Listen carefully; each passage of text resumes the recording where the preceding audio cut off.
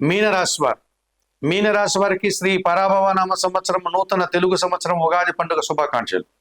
నూతన తెలుగు సంవత్సరం వార్షిక ఫలితాలు మీకు. మీనరాశి వారు అనగానే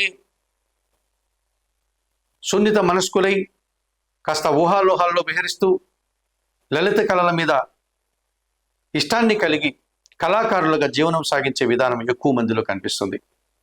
అటువంటి ఈ మీనరాశి గురించి మనం మాట్లాడుకునేటప్పుడు పూర్వభాద్ర నక్షత్రం 4వ పాదం అనగా 1 పాదం, ఉత్తరాభాద్ర నక్షత్రం 1, 2, 3, 4 పాదాల వారు, రేవతి నక్షత్రం 1, 2, 3, 4 పాదాల వారు అనగా 9 నక్షత్ర పాదాల వారు ఈ మీనరాశికి సంబంధించిన వారే. ఈ మీనరాశి వారికి శ్రీ పరాభవ నామ సంవత్సరంలో ఆదాయం 14, వ్యయం 11, రాజ్యపూజ్యం 7, అవమానం 2గా చెప్పడం జరిగింది. మరి శ్రీ పరాభవ నామ సంవత్సరంలో మీనరాశి వారికి జన్మరాశ్యాధిపతి దశమాధిపతి అయినటువంటి గురువు జూన్ నెల 2 వరకు చతుర్థ భావంలో మిథున రాశిలోను, జూన్ 2 తర్వాత పంచమ భావంలో అనగా కర్కాటక రాశిలోను అనుకూలంగా సంచరిస్తున్నాడు. గురువు ఈ సంవత్సరం అంతా కూడా మీనరాశి వారికి సానుకూలంగా ఉన్నాడు. ఈ గురువు మీకు జన్మరాశ్యాధిపతి దశమాధిపతి కనుక కుటుంబంలో శుభ కార్యక్రమాలు నిర్వహిస్తారు, జన సంబంధాలు పెరుగుతాయి, వృత్తి ఉద్యోగ వ్యాపారాల్లో అభివృద్ధిని సాధిస్తారు, విద్యార్థులు మంచి ఫలితాలు అందుకుంటారు, ఉన్నత చదువులకి ముందుకు వెళ్తారు, కుటుంబ సౌఖ్యం కూడా అనుకూలంగా ఉంటుంది, సమాజంలో గౌరవ మర్యాదలు కూడా అందుకుంటారు. ఈ సంవత్సరం అంతా మీకు గురువు అనుకూలంగా ఉన్నాడు మీనరాశి వారికి.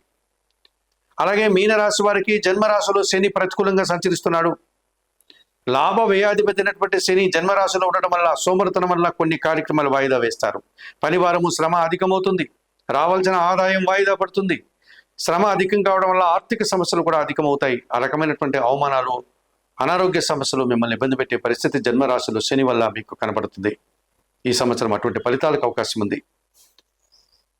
డిసెంబర్ 5 వరకు రాహు వ్యయములో ఉన్నాడు. దుబారా ఖర్చులు, దుబారా ఆలోచనలు, విదేశీ వ్యవహారాలు ప్రతికూలంగా ఉన్నాయి. నూతన ఉద్యోగ ప్రయత్నాలు, నూతన వ్యాపార ప్రయత్నాలు, నూతన వ్యక్తుల వల్ల నష్టాలు వస్తాయి. డిసెంబర్ 5 తర్వాత రాహు లాభంలోనికి ప్రవేశిస్తాడు. విదేశీ వ్యవహారాలు అనుకూలంగా ఉంటాయి. నూతన వ్యక్తుల వల్ల లాభాలు అందుకుంటారు. నూతన ఉద్యోగ ప్రయత్నాలు కానీ నూతన వ్యాపార ప్రయత్నాలు కానీ మీకు అనుకూలంగా ఉంటుంది. ధైర్యంగా చాలా పనులు చేసి మంచి ఫలితాలను అందుకుంటారు. 2026 డిసెంబర్ 5 వరకు కేతువు షష్టములో ఉన్నాడు. షష్టములో కేతువు ఉంటే రుణ రోగ శత్రు విముక్తిని మీరు పొందగలుగుతారు. అనగా కొన్ని అప్పులు తీర్చుకుంటారు, అనారోగ్యం నుంచి బయటపడి ఆరోగ్యవంతులు అవుతారు. అలాగే శత్రువులు సైతం మిత్రులుగా మారడం వల్ల మీరు మరింతగా మంచి ఫలితాలు అందుకుంటారు. పోటీ ప్రపంచంలో నిరాడంబరంగా విజయాలు సాధిస్తారు, భగవంతుని ఆశీస్సులు అందుకుంటారు. అదే డిసెంబర్ 5 తర్వాత కేతు కర్కాటక రాశిలోకి ప్రవేశిస్తున్నాడు. సంతానం విషయంలో, ఆత్మీయుల విషయంలో మీకు నచ్చిన కొన్ని విషయాల్లో మీరు నిరాశను ఎదుర్కోవాల్సి ఉంటుంది.